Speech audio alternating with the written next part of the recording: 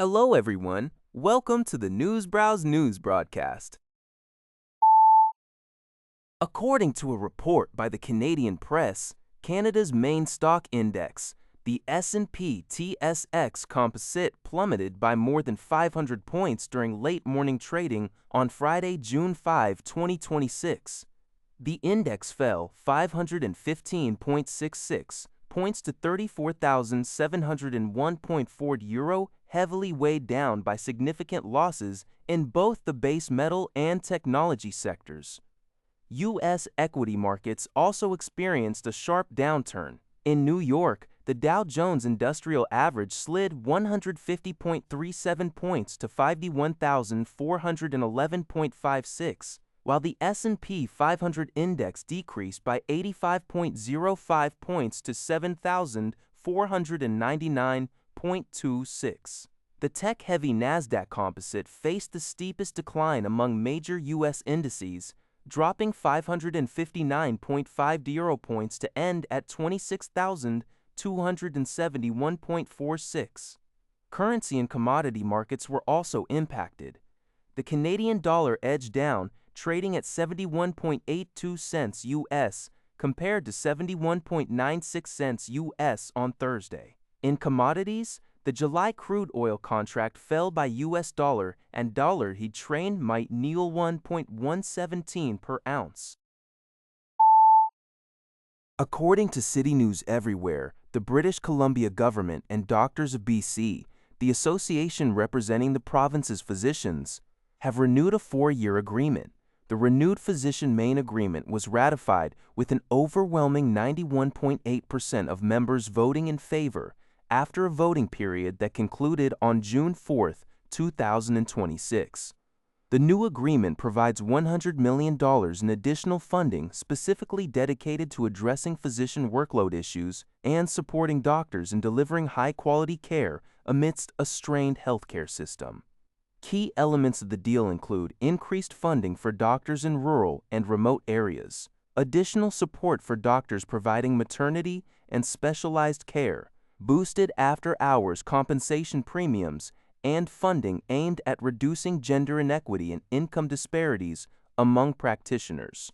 Doctors of BC President Dr. Adam Thompson praised the strong collaboration behind the deal, stating that it will help adaptive and responsive care across the province. This agreement follows recent appeals from the BC College of Family Physicians to improve primary care conditions and streamline systems to reduce administrative paperwork.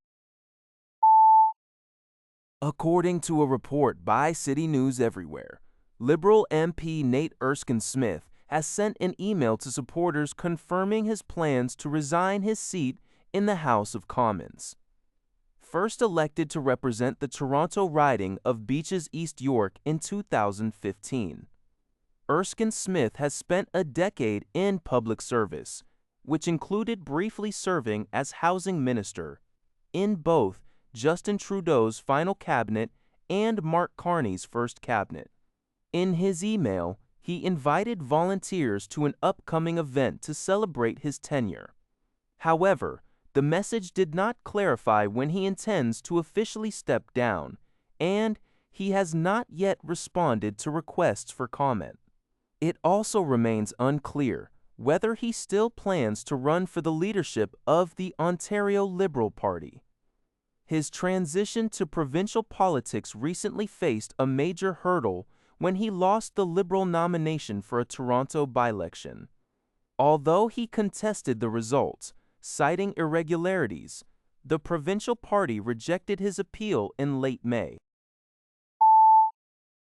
According to government data obtained by the Canadian Press through a Freedom of Information request, 95% of a recent $4.6 million increase in Ontario Student Assistance Program (OSAP) grant spending went to private career college students.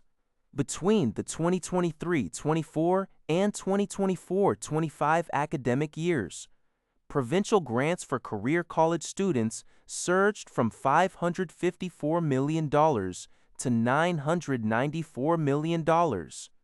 In contrast, university students saw their provincial grant funding decrease slightly, while public college students experienced a modest increase. Opposition critics and student advocates argue that these figures undermine Premier Doug Ford's justification for slashing student aid. Earlier this year, the provincial government drastically cut the proportion of non-repayable OSAP grants from a maximum of 85% to just 25%, citing unsustainable costs. Critics claim the government penalized public university and college students for an OSAP spending surge driven almost entirely by the private career college sector.